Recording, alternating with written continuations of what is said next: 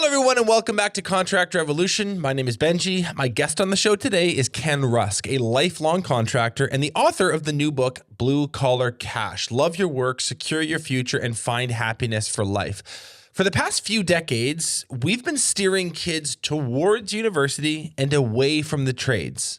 But why?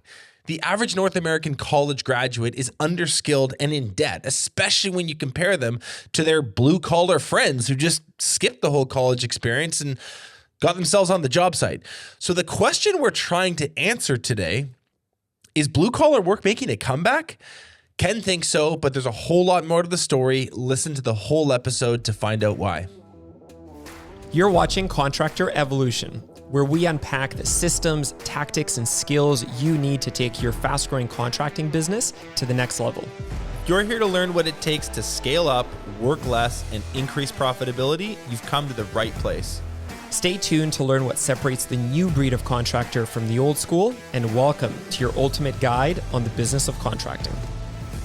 Ken, welcome to the show. Thank you so much for doing this. Great, Benji. Thanks for having me. I really appreciate it. An easy one to start, okay? Where does the term blue collar originally come from? You know, that's an interesting thing. When I first wrote the book, Blue Collar Cash, I actually wanted to research that. And, you know, way back in the day, if you were a highly educated person, you had an office job or a professional, you had these suits on and you had these white, thick, snap-on collars that you would wear. And so that was kind of like high society. That would kind of signify that you were a white collar person. Conversely, if you were working building bridges or roads or doing whatever you were doing with your hands, you typically wore blue jeans, and they had blue jean shirts back in the day. They called them dungarees or Levi's. And those were blue collar clothes, and that's what they wore. So they would consider those people blue collar. So there actually were blue collars at some point in time. Blue collars and white collars. Absolutely. Yeah, for sure. So the book is called Blue Collar Cash, Love Your Work, Secure Your Future, and Find Happiness for Life. Why did you write it, and who is it for? Really big question. And I wrote it because, you know, when I started my business in 86, I had 6 people. I now have 220. And you hire a lot of people in 37 years to do what we do, which is basically we're ditch diggers. I mean, it's been a great ride, but you learn a lot about people along the way, and you learn how prepared people are for life. And I could see a steady decline in how prepared people were for life over the last 5 or 10 years. And I could also see this blue collar crisis that we were having that kind of went unnoticed as shop classes were disappearing from high schools, and people, instead of building tree forts in the backyard, they were building, you know, cities on Minecraft sitting on the couch, which isn't the same experience. And, then colleges got really good at hoodwinking parents into believing that college was the single only way to be successful. And if you didn't send your kid through my school, he or she would be a loser the rest of their life. So I felt it was time to speak up for the amazing and super lucrative careers that are still out there today. And so I wrote the book in that light. Now, there are basically 3 readers. I mean, if you're going to start out looking for what you want to do with your life, I propose that you first off visualize what you want your life to look like, and then find one of the many paths to go get there instead of the opposite of that, which is backwards. So that's a younger reader looking to get out into the world. Another reader is someone who maybe went to college and now is on the 15th floor in some cubicle, and they hate what they're doing. They hate their life. They have a lot of debt, and they would rather have been out in the field working with their hands like they did when they were in their teens or early 20s. But the coolest reader that we didn't expect was the business owner who says, I can't do it all. I don't want to do it all. I realize that my ego is preventing me from taking this company to the next level. I want to surround myself with intrapreneurs, not entrepreneurs. Intrapreneurs, these are people that want to work within your company, want to have some control, want to have some results, want to maybe share in some of those results, and subsequently take your company way further than you can take it yourself. And I experienced that firsthand. So We've gotten a lot of companies that are out there kind of book clubbing this thing where they first read the book and then they have all their employees take my course, which is only 8 sessions long, but it literally changes your whole persona of your business, because now people are saying to themselves, I'm going to work for myself first, and the company second. And that's okay, because as long as they're winning within your organization, you are definitely and always going to win in the end. Is the course for like workers, or is it for the business owner, or both? Well, if you read the book, you'll understand, as an owner, you'll understand that there are certain things that you're looking for in an entrepreneur, okay? There are certain things that you want to surround yourself with character-wise. Things like persistence, resilience, faith, courage, vision, initiative, generosity, all those kinds of things. Those are the entrepreneurial basics that people have, that I think we all have. The difference is, if you don't find a reason why they want those characteristics to come out, then they kind of stay buried inside of them until they just get lucky and something happens to them. So from an owner's perspective, you would want to guide your students or your employees through this course, and then keep your eyes open, because you're going to see those people are going to rise to the top. You're going to see the people that you want to surround yourself with, and then do this. And I did this myself. Pick a number. Your company is at a certain level of revenue now, right? You know what that is. Have them surround you in a meeting room somewhere. Have them all write down on a piece of paper, if you guys could do what you wanted to do with this company, how much further do you think you could take it than it is today? How much could we do more next year than we are this year? Mm-hmm. You will find that their numbers, have them write them down on a piece of paper and keep them in their hand. You will find that their numbers will be way higher than your number was. And I learned that lesson. And the cool thing about that was, I said, okay, I'm going to share a piece of that newfound revenue with you. And then it was game on. It was like, Ken, thanks for the training. Now get the hell out of my way and let me go do this. And that was probably the coolest result of Blue Collar Cash that I got out of it. I want to key into this thing you said, steady decline and preparedness, in a sec here. But first, I got to talk about my outfit, as always. So, guys, wardrobe today is provided by Pratco Excavating. It's owned by Jarrett Pratt. Let me read a few notes from him. We were texting this morning. So he says, our business runs off a residential and commercial division. Our residential side specializes in excavation of single-family homes, roughly 2,000 a year. That's a lot of digging. Our commercial side, we specialize in underground parkades, new school sites, commercial retail buildings, and logistics warehouses. Live and operate in Calgary. Been a Breakthrough Academy member since 2022, December of 2022. In terms of growth, since joining Breakthrough Academy, we went from 22.7 mil in 2022 to 29 mil last year in 23, tracking for 33 million in 2024. Way to go, Jarrett. That is a big business.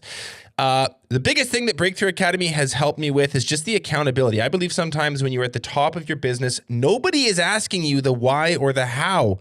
Having a coach like Craig White allows me to bounce ideas off of someone who can view my business from afar, that isn't a Pratco Excavating employee. Sometimes the answers to your problems is so simple and you just need someone outside of the business to tell you what you need to do. Secondly, adding goal setting and review meetings have been a real help. It's allowed me to connect with my team on a more personal level, as well as clearly lay out my expectations for them. Okay, thank you for the sick outfit. This is a really nice Carhartt, Jarrett. I appreciate it.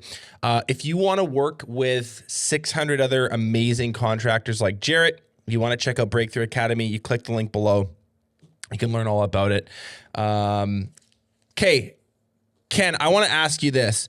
Steady decline in preparedness. I'm going to set this question up this way. For a few generations now, I don't know when this began, but for a few generations now, young people in North America were told to go to college. And although I don't think this was said explicitly by parents and coaches and educators, it was sort of heavily implied to almost avoid the trades, avoid hands-on work, avoid working with your hands, working with your body. Now, but here's the thing. Here's the catch. If you look And I'd love to hear your thoughts on this. If you look at the mental, spiritual, financial state of your average North American college graduate right now, debt-laden, underskilled, lacking competence, which leads to a lack in confidence, which leads to some like a lot of this sort of mental health stuff we're hearing about. I'm not saying this is the only factor. Okay. I want to be clear. This is a complex issue, but I'm thinking of the average 22, 23-year-old right now who's just come out of university with a BCom, BA, B whatever. I think it's fair to say they are struggling to thrive, many of them. So here's the question. It's very, very clear to me that was and still is really bad advice. Where do you think that advice came from? Like, how did we get this so wrong? Are we just sort of like, was that just a terrible idea, or has the world changed, or like, how do you kind of explain that? Well, a couple of things. So I wrote an open letter to parents on my website, kenrusk.com, a while back. And one of the things that I said was, I get it. You know, you're running around in your friend circles. You birthed your children. You raised your children. You sheltered your children. You clothed your children. You fed them. And you educated them as far as you could. And you think now that the only way you can show your face in society and say, I'm a good parent, is if your child has an expensive degree on the wall. That has never been true in the history of our country. It isn't true now, and it certainly isn't going to be true in the near future. Having said that, when you take shop class out of high school and you replace those rooms with computers, you've set people up to say, well, wow, I mean, I used to walk down this hallway and I could see someone changing a transmission on a Mustang. I could see someone milling a table leg for a kitchen table. I could see somebody wiring an outlet or doing some hair or nails, or I could see someone welding. Now, those rooms were interchanged with just computers, which kind of led us down this white collar only path at a very young age, 13, 14, 15, 16. So you took away the chance for millions of kids to accidentally discover how cool working with your hands is, working with trades. So you take that out of the equation, colleges jumped all over that. And they thought, wow, okay, now we're gonna influence these high schools to now start calling themselves college prep schools. Now, I can tell you this about a college prep school. Nothing changes from where it used to be. Just because you put the word college prep on the school doesn't mean anything changed at all, okay? Other than the teachers started talking college. Well, between you and I, a 13-year-old should not be asked what they're going to be doing for the rest of their life. Okay. A 14 or 15, 16-year-old should not be asked that question. They should be discovering these things to try to figure out where they're going. So you literally eliminated those choices from millions of kids from ever happening. Well, now what's left?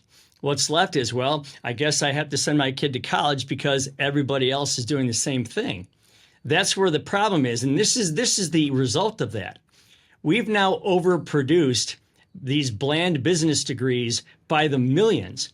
And when you overproduce something, the dollar for it actually falls. Exactly. So now you have kids expecting to make 75, 80 grand a year coming out of college that are now making 50 because they're a dime a dozen. They're everywhere.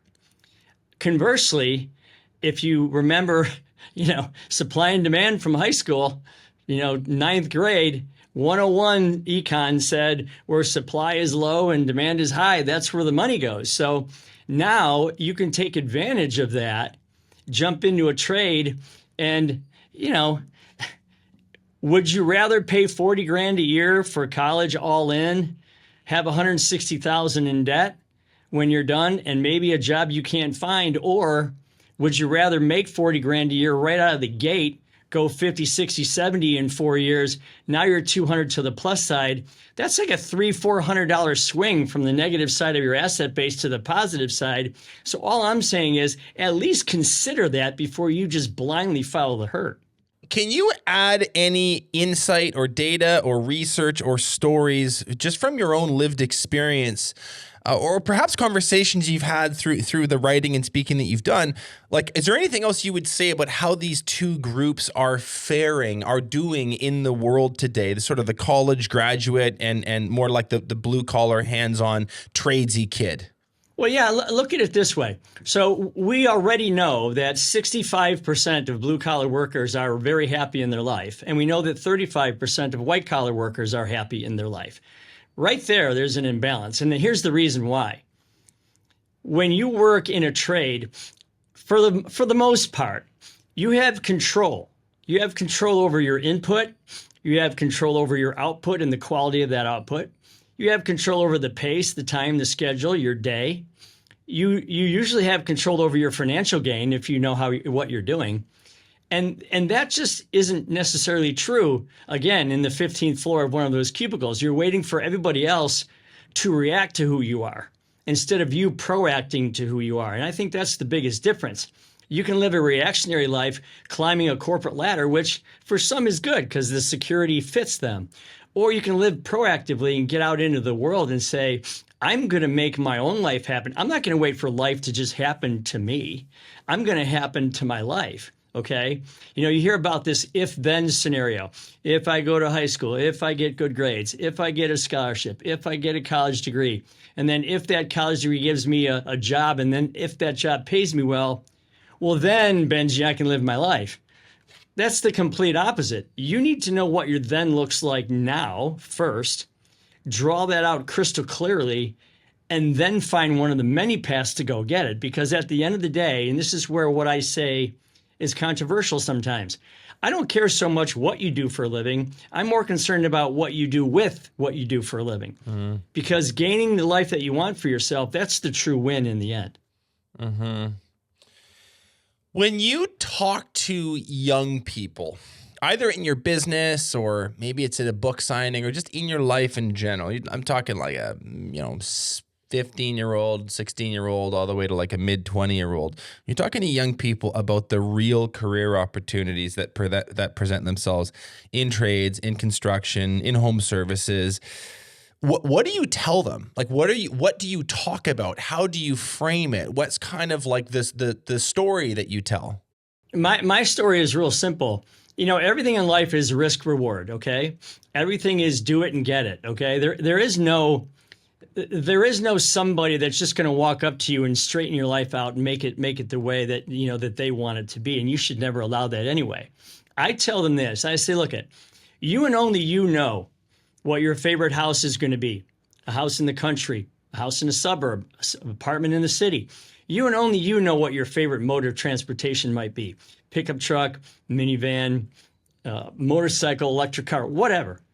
You and only you know your favorite color, your favorite type of vacation. You and only you know what your favorite pet might be, your favorite hobby, your favorite sport, your favorite pastime, your favorite charity or your favorite give back moment.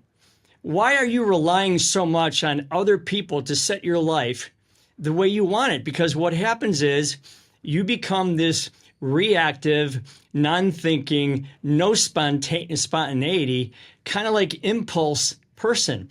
You don't get to say, I'm going to sit down and think about what I want my life to look like, because ultimately it is my life. Okay, I'm going to get kicked out of the nest at some point, and it's going to be up to me. So it is true that I do control what my future looks like, because I'm the only one that knows what that perfect nirvana might be, or what I call comfort, peace, and freedom in the book. So I encourage them to sit down, draw that out, draw the brochure that is their life crystal clearly, edit it as you go, and then make that be your focus, not necessarily what other people want for you. If this is all true, and I believe that it is, 65% of blue collar workers are happy, 35% of white collar workers are happy. You talk about the supply and demand forces driving up price for one category, not the other. And like, I'm very plugged into this world, obviously. Like, I know that this is true. Why is there still a skilled labor shortage? Like, if the path is this good, why aren't more people taking it? Well, I can tell you this. I know that the tide is turning because colleges have gotten caught. Right. And here's how they've gotten caught. They're admitting 40% of their students that have no idea why they're going. Okay? Right. That's a problem. They're also experiencing 25% of their college students are changing their degree in the first year or two. That's another waste of mom and dad's money or the government's money, right? But the worst one is the most insidious of all. only 33% of degree earners ever use their degree in their lifetime ever. So that means there's a whole lot of degrees out there that people are selling to people, that their people are paying for, that just never get used. So if you think about that piece, that is a pretty inefficient system. Any other business that had that kind of report card would fail, okay? And yet they have this altruistic hold on parents and teachers. In some cases, they're influencing and incentivizing high schools to create people to go to their schools. So it's a bad system, but people are onto it now. Yeah. People are understanding that they're coming out with all this debt when their neighbor's kid now has 6 vans and 12 employees, and he's making $200,000 a year with his own plumbing contracting business. So they're getting caught, I should say, in the inefficiencies of their effectiveness. The jig is up, and I think people are getting hip to that, getting wise to that rather quickly.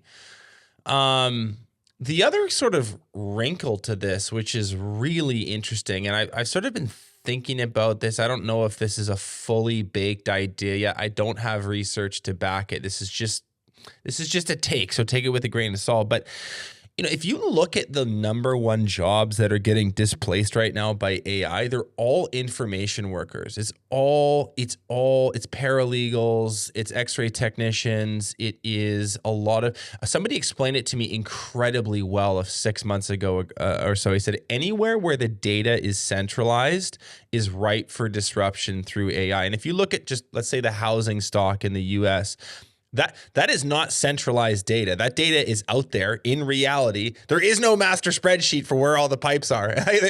Each municipality has their own. Some of them are accurate, some of them are not. Like, there's a lot still about this that is not ripe for disruption. And the other thing that this gentleman told me is the sort of the day and time. We live in this sort of like content world where everyone's listening to podcasts and we all listen to tech bros, and everyone makes it seem like tomorrow we're all going to live in a simulation. I'm not in that camp, as my listeners know. What he was saying is like we're a long way off from having AI be smart enough to then be layered on top of robotics, which are good enough, where they're going to be the guy in the truck doing the plumbing. Like that's not this decade. It's probably not even next decade. So if you're looking for things that are quote unquote AI resilient or AI proof, or at least have a longer runway, this seems like a good one. And I wonder, I don't know if you thought about this, Ken, like, could you almost see a bit of a resurgence, a rise, a swinging of the pendulum back to blue collar and tradesy work as the information workers are getting displaced left, right, and center? Well, I think any economy that tries to remain balanced will have that pendulum swing back and forth. There's no doubt, unless some of the forces are manipulative. And again, I'm not anti-college. If you're going to operate on my shoulder so I can get back out on the golf course, I want you to know everything there is to know about a knife before you come at me with it. Okay, so trust me. Or if you're going to be an engineer that builds buildings, or you're going to be a teacher or whatever, yeah, that should be a pathway for you. But having said that, I do believe that we're in a place where these jobs are going to be resilient for a long time. I mean, you think about it. When you show up with a truck full of pine trees and a bunch of boulders and mulch and dirt in front of someone's house, and you want to create a beautiful landscape, I just don't see a robot getting out of the truck and designing that and doing all that anytime soon. So, and making on-the-job, changes or design changes or alterations. What I see AI doing is what I just heard the other day. So you could be on the roof needing a piece of plywood that isn't 4x8, but let's say it's 3.5x6 because you need this piece. So you could just stare at that thing with these goggles. It will then transfer that information down to the guy on the ground who's cutting the plywood, and then he'll make that piece of plywood for you without you having to climb down or yell over the edge or have unnecessary steps in a dangerous situation. I see AI only enhancing these types of jobs, not replacing it. I mean, I don't know how happy you would be someone coming up trying to, cut your hair as a robot or something like that. But I only see these types of technologies. It's almost like swinging a hammer versus having one of those lightweight nail guns. I mean, I see that type of technology increasing, but not necessarily replacing. So here's a very practical question for our listeners who are all business owners like you. How do we as entrepreneurs do a better job telling this story, painting a brighter picture of a future in trades and construction, and using that to attract the talent that these businesses so desperately need? What have you found really useful in the organizations that you run to sort of like get the people in the building? Well, I will tell you this. So it used to be that I could put an ad in the paper and in the foyer, there'd be 6, 7 people the next morning, like guaranteed. Well, now that doesn't work so much anymore because they passed 22, hiring signs on the way to my office from the freeway. So there's a lot of competition out there, obviously. But I will say this, the way we interview is completely different. I used to be able to, and I don't ever remember really doing this because it wasn't my personality, but I've seen people like, hey, why should I hire you? What are you going to bring to this company? Well, it's different now. I mean, it's almost like the people coming in for jobs are looking back at me and saying, hey, dude, what's in it for me to work here? And that's okay, because unless you have that ego that you just can't believe you got to ask that question, I look at it this way. That's an opportunity for you to answer. And if you can answer that question, you might be onto something there because, well, let me show you what's in it for you to work here. Mm-hmm. I actually believe that we don't ask them, why are you here? I think so many times our interviews are like this. Well, the work hours are these hours, and this is your uniform, and this is what kind of health insurance you get, and this is what the job entails, and this is your lunch break, and here's your vacate. The heck with that. Look at the other 2/3 of the human. I mean, if you think about a human being, they have 3 8-hour shifts in their day. They have their work day, basically. They have their sleeping day and part of their day, and then they have their activity part of their day. I look at the whole person. Why would you hire a human being and only get 1/3 of them when you can get the whole person? And so for me, when I interview, I want to know what their background is. I want to know what their hobbies, their sports. I want to know what they're after. I want to know what their crystal clear goals look like. I want to know what their brochure looks like that is to be their life, so that I can say, well, I'm going to help you get that. And I can tell you, when you ask those questions, people look back at you like, who are you? Did you just, like you invented penicillin, okay? It's really refreshing to see people go, wow, this guy cares about me, and so he's asking me to be selfish right now. Not at the detriment of others, but he's asking me to think about me first, meaning the employee, and the company second. Because when you do that, if you get enough people that can win with and through your organization, that's where the real magic is. You can't. If for you to go home and say, man, I worked 78 hours this week and beat your chest and do all that, yeah, that's great. But you might make a few dollars, but you're going to kill yourself in the process.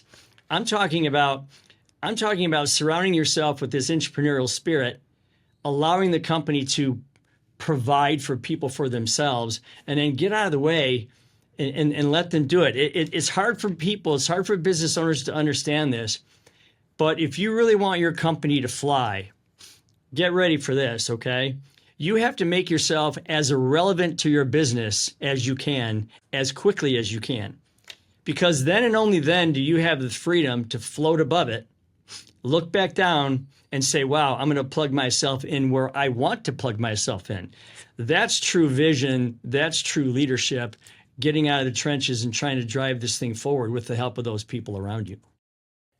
One of the things you talk about quite a bit in the book is like visioning. And I think what you're doing in a few of the chapters is encouraging young carpenters, plumbers, painters, landscapers, whatever. I'm not even necessarily young. I shouldn't say that qualifier, just people in the trades, to get really, really clear on what their ideal life looks like. You talk about what's your dream home, what are your dream hobbies. You mentioned it earlier in this interview.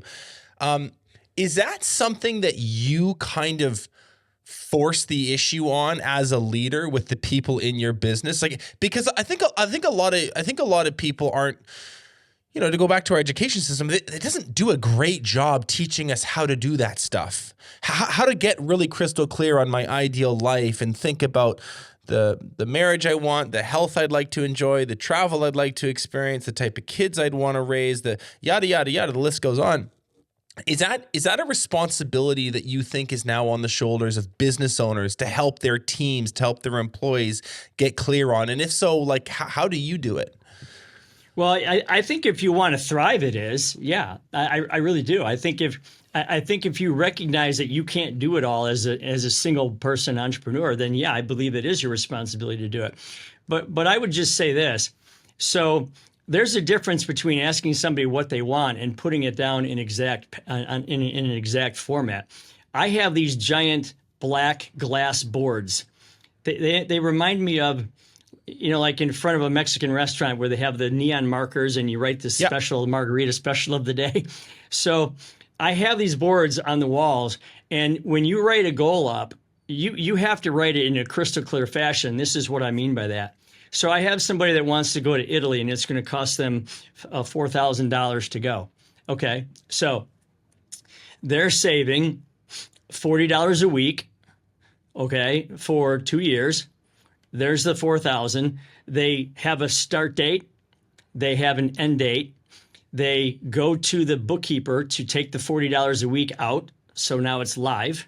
That $40 a week can't go anywhere but into this particular place. They sign it, they date it, they put it on the board, and it's there for every other employee in the building to see. So now you've got clarity. First off, congratulate yourself for getting that far, because most people don't get that far. Now you've got clarity, you've got action. This thing has become live. Are you sharing it with 200 other people?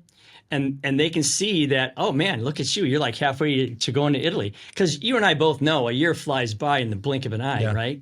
So now, once they do one of those, I've got people that have come back, they're on their 5th, 6th, 7th, 8th goal because they're just addicted to the anticipation, okay? We all know how to plan a vacation, Benji, right? We think about the beach and the sunglasses and our favorite bathing suit and the towel and the chair and the palm trees blowing in the wind and the ocean breeze and the sound of the ocean and the smell of the Coppertone number 8 and maybe that margarita they're going to drink, whatever, right? You know what that is, and you know how to plan that 3-4 months out. And then what do? You look forward to it. Well, if you define the word look forward, you're actually anticipating something in the future. Why can't you live your whole life like that? Why can't you live all of the things that should come into your life in the same fashion? So if you get a lot of people surrounding you in your company that are all anticipating some awesome event, it is powerful, extremely powerful. So you just start small, start with paying off a credit card, start with doing something small, and then, man, get out of the way, because now they're buying houses, they're buying cars, they're going on trips, they're doing all these amazing things because you led them to that place. But then they end up doing it. So it's a win-win for everybody. It certainly makes digging the ditches a little bit easier. Oh, big time. Yeah, big time. There's a theme in the book which I by the way, guys, like I'm sort of heavily endorsing that you read, and I actually think even more importantly, you get your teams to read. And I'll sort of say why with this question. There's a theme in the book. You talk about being comfortable in your own skin, and I actually want to share a little bit, just like a personal story. I'm going to talk about my brother Jeremy, who my brother Jer is a very tradesy guy, very hands-on, very mechanically inclined. In our family, he is always the person who gets the text or the phone call when something is broken. He is wired that way, always has been. Very, very, very talented. Was an amazing woodworker as a kid. And it took him, he's 2.5 years younger than me, so he's turning 28. I would say, and I didn't ask him if I can share this, but that's fine. It'll be okay. He really struggled in his mid-20s to kind of get comfortable in his own blue collar skin. And in the last 6 months, he's landed a really good job with a really good builder where we live. He is on a team and in a group where he's being taught things and where he's learning things, and he's like loving it. Like it's been really, really nice as an older brother to kind of see some confidence come back, see some like ownership and some comfort and some like, no, like this is who I am. Like I like this. And I'm really good at this. And I like, this is cool. Like this is not something that I need to like sort of be ashamed about, or I have to like talk around, or I have to make sound more glitzy than it is. And another side to this too is like our family is kind of like businessy. Like my dad was a consultant, and I have cousins in real estate, and there's sort of like a white collar spin to a lot of people in the family. And for my brother Jer, like that's not who he is. And I don't think that he would say that's who he is. But here's where I'm going with this. It took him quite a while to just like settle into that and own it. And now that he has, it's like so much better for him. He would tell you the same thing. It's a better look for him. He feels better. And I wonder, the reason I'm sharing that question, sharing that story, Ken, is to ask you this question. Like, do you think other young people have a hard time getting comfortable in their own blue collar skin? And how do you solve for that? How do you help someone in a situation like that? If you could give my brother advice 2 years ago or someone else who's in that situation right now, what would you say? Well, first of all, I guess I would point to my own experience because, when I'm at the country club with a bunch of surgeons and bankers and financial guys and whatever, and they ask me what I do, and I tell them that I dig ditches for a living. I mean, I do it on purpose now. Yeah, like because, it's a bit, like it's a joke for you. Yeah, because my world is really good, and all of the blue collar friends that I have that own blue collar businesses are all just killing it. To the point now where some of these guys are going, why did I go to medical school, man? Look at what you guys are doing. The point I'm getting at is nobody ever rolled up into my driveway. And I have to tell you, I mean, I'm just going to throw this out there. I have a pretty cool house. I got a bunch of cool cars. I mean, I do a lot of really cool things. And that's just my world. That's just my thing. But nobody ever rolled up into my driveway and said, wow, man, what degree do you have? Okay, that's never happened. They might ask me, man, Ken, how did you grind this life out? And I'm happy to tell them that. But the bottom line is the more you understand that your life is in your control, which is what your brother is realizing, the more you get it, that things like time and freedom and peace and comfort, those are all assets. Those are all, that's money. That's actual currency. And the more you get that you're beholden to yourself. So I might say to myself, okay, I'm 5'8.5" on a good day. I am never going to dunk a basketball. Right. I mean, unless I jump on top of LeBron's shoulders, and then I'm not going to dunk a basketball. So therefore, I don't try. But what I do is I focus on creating the absolute most perfect version of Ken Rusk that I can be. Mm-hmm. So having that as my focus, I don't ever compare myself to Facebook people or Instagram people. I know there's a lot of that going on. But once you understand that the best things that you can see for your best life are known to you and you only. I mean, how many people would walk up to you and guess your favorite color? Right. I'm guessing none. Okay. So why are we letting other people influence the direction in which our life travels? So I would say your brother's probably coming into the point where he's saying, I get who I am. I know who I am. And oh, by the way, because of that, I'm starting to knock down a few more dollars here. I'm starting to get a little more confidence. I'm starting to acquire some things that I wanted in my life. And I realized just now, I'm in control of this thing, man. Nobody else is. So I really feel that it's, and if we just allow people that freedom, that arena to get there, which we don't do when they're young, because we try to just force them into these other square pegs. That's the problem that I have with it, but I do think it's getting better. People are struggling to find meaning in their lives. They're having a really hard time feeling connected. They're sort of spiritually lost.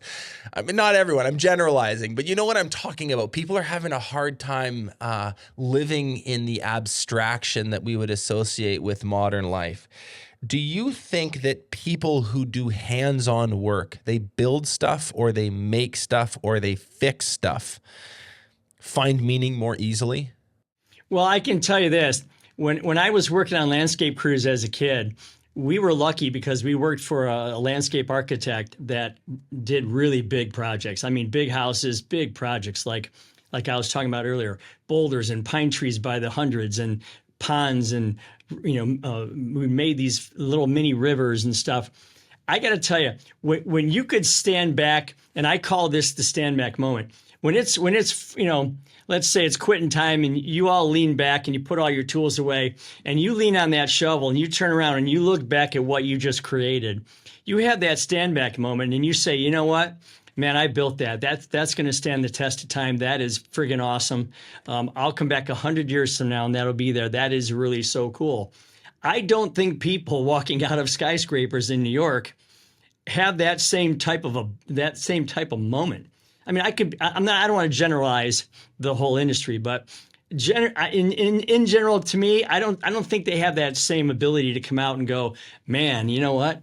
That piece part that I did and sent to Shanghai that went over to, I mean, I don't think you get the same kind of thing. So, and until you do that job, until you do a blue collar job, like I just said, you're never going to feel that. Yeah. You're never going to recognize that. You're never going to go, oh, wow. That's pretty cool. Yeah. And that's why I love it when I get people that write to me and say, I had one guy, he's 45 years old. He said, I went to school because my parents told me to. I didn't want to go to school. I have all this debt. I was a plumber's assistant when I was going through college. I loved it. I'm done with this sales job. I went back to being a plumber, and he goes, I'm having a time of my life. Thank you so much for allowing me to transition back to that. Yeah. So it is true. There is something to that. And again, I think it's because not only are they controlling their work, but they're also controlling other aspects of their life. And that's really the only way to live, Benji. What can you say about the demand and supply forces at work right now in this economy for skilled trades? What does it mean for young people, and do you see this trend continuing? Well, as long as kids sit around and stare at these things all day long, it's going to continue. Mm-hmm. Okay. As long as kids sit on the couch and don't do anything and just believe that somehow through this computer their life is going to be better, it's going to be a problem. There's no doubt about that. I do see the pendulum swinging back a little bit. I will tell you this. I heard a rumor the other day that construction jobs are now topping $30 an hour. Just regular construction jobs. That's $75,000 a year with a little bit of overtime. Yeah. Okay. So yeah, I think it is coming back. I do think people need to take a hard look at it. I also think that technology, like I said earlier, you're not lifting as much as you used to. You're not pushing as much as you used to. You're not pounding as much as you used to. So these jobs are easier on the body than they've ever been. I also think through, like myself personally, I do stem cells, I do exosomes, I do biologics, I do peptides, I do all that stuff. And that keeps me going. It keeps me strong. It keeps me healthy. I feel like I can hit the golf ball as far as I could when I was 20. So those are the kinds of things now that, vitamins and food and whatever, awareness of who we are as human beings, and health and all that. I do believe that is going to change the stigma of, the guy that you see that's 75 years old and he's a bricklayer and he's bent over and he's kind of beat up. That stuff's going to change because that's the only example that these kids have to look at right now. And I think that's going to change as things move forward. That's a really interesting angle. I'd never thought of that. Okay, so that actually, to my opening question, that sort of answers. You're hinting at something here that I hadn't thought of. When I'm saying like, hey, how did we screw this up? How did we give people this bad advice to avoid trades?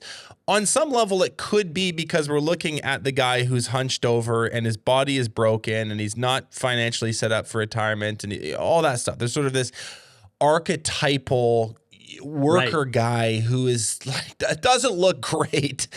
And what you're saying is like through technology, through better building materials, through better tools that we're using, the nutritional stuff we know about, diet, sleep, exercise stuff that we know about, supplements, all this stuff, like there's actually a pathway to be super healthy and have longevity and all this stuff, even with the physical demands of these types of jobs.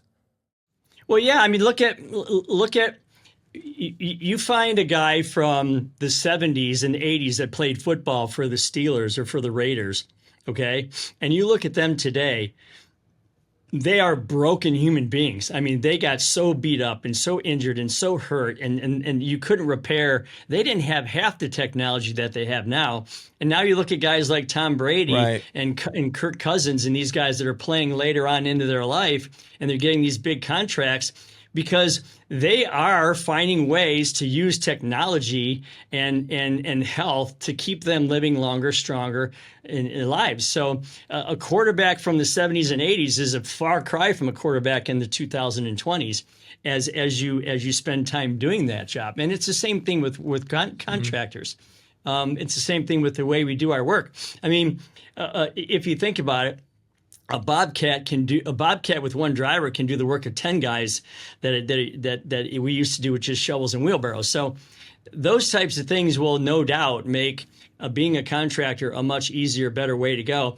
And then the other thing is the education. I mean, you know, it's no secret that you have between the time you're 21 and the time you're 63, you have 42 years of work, right? You also have 6 periods of 7-year increments. 42, 6 times 7, 42. That is 7 chances, or 6 chances, I should say, at 7 years apiece to double your money every 7 years. Right. Okay.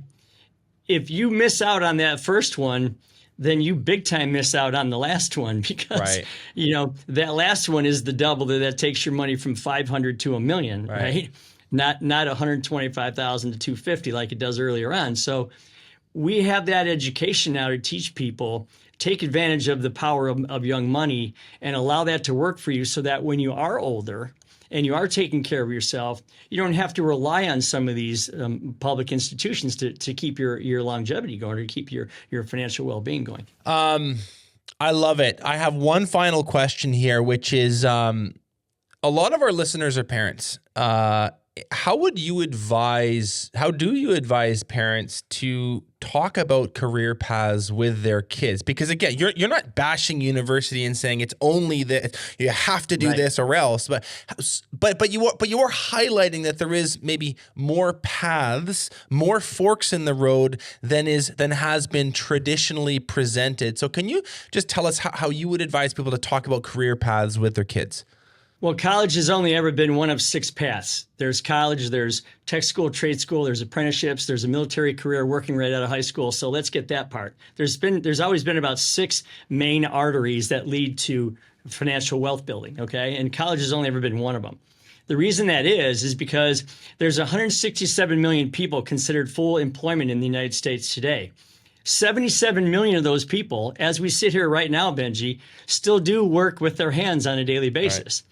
So by the time you put your feet on the floor, getting out of bed, to the time you go to your church or office or school, you are going to walk or drive across 10,000 at least blue-collar jobs that are still viable today. Think about it. You know, there's the guy who drives the truck, but who builds the truck, but who builds the parts for the truck, but who builds the raw material to make the parts for the truck. So there are 10,000 jobs that are still very viable today. I would tell the parents, if you want your child to build true wealth, okay, and living well is their ultimate goal, okay, not how educated they are, but how well they live is the ultimate goal, in my opinion, then I would say be a contrarian thinker. I would say find out what everybody else isn't willing to do, okay, and because that's typically where the supply is problematic and where the demand is problematic and where the money goes. And when people say, well, Ken, but how exactly do I do that? You know, here's a trick, okay? Go to any Home Depot or Lowe's, go to the contractor desk, ask the guys behind the desk, hey, all those business cards on the wall over there, what's missing in this town? I mean, what are people not doing? Okay, what are people running out of? Are we running out of painters? Are we running out of plumbers? Are we running out of roofers? I mean, what are we not doing? And they'll say, oh my God, if you could sign yourself up to be a this distribution supplier, you would kill it. Boom, there's your answer, right? Right. It's as simple as finding out what people aren't doing and filling those voids. And by the way, ditch digging was number 99 on a list of 100 things that I wanted to do when I grew up, but it worked out. And I did it because I could control all the things that we've been talking about this whole time. So it's not necessarily what you do for a living. It's how well you live with doing what you're doing that makes all the difference. That's all the time we got. Guys, get the book, Blue Collar Cash. It's everywhere. It's where all the books are. Amazon. I listen to it on Spotify, but I'm sure you can find it at every place you get books. Ken, where can people kind of follow along on your journey? Are you a LinkedIn guy? Do you have a website? What's the best way to connect with you? Yeah, you can find the course and the book at kenrusk.com. You can see what we're doing there. I also donate the proceeds to a lot of that stuff to the veterans. So you can go to veteransuccess.org and help us to help a veteran see the benefits of the blue collar trade. And you can also go to @KenRuskOfficial on all the socials, and you'll find me there as well. I really appreciate the time today. This was really enlightening, and congrats on the book. Thanks, Ken. Thanks, Benji. Thanks so much for watching this episode of Contractor Evolution. If you've already subscribed to our channel, consider sharing this episode with another contractor who you think needs to hear it.